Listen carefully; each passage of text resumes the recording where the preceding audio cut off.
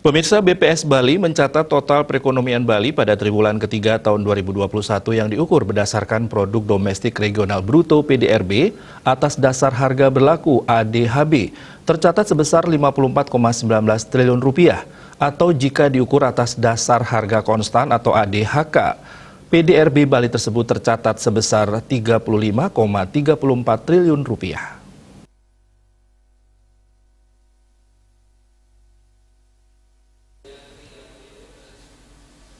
Kepala BPS Bali Hanif Yahya di Denpasar mengatakan, dengan besaran tersebut ekonomi Bali triwulan ketiga 2021 tercatat kontraksi 4,08% jika dibandingkan dengan capaian triwulan kedua 2021.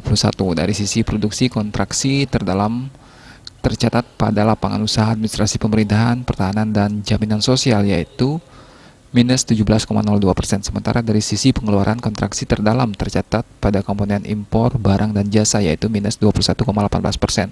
Dari sisi produksi, kontraksi terdalam tercatat pada lapangan usaha transportasi dan pergudangan, yaitu minus 16,08%. Sementara dari sisi pengeluaran, kontraksi terdalam terdapat pada komponen impor barang dan jasa, yaitu minus 52,02%. Struktur ekonomi Bali dari sisi produksi pada triwulan ketiga 2021 masih didominasi oleh kategori persediaan akomodasi dan makan minum yang tercatat berkontribusi sebesar 16,13%. Sementara dari sisi pengeluaran, kontribusi terbesar tercatat pada komponen konsumsi rumah tangga, yaitu 55,42%. Peningkatan kasus positif COVID-19 yang sangat tinggi usai libur Lebaran 2021 menyebabkan pemerintah menerapkan kebijakan pemberlakuan pembatasan kegiatan masyarakat.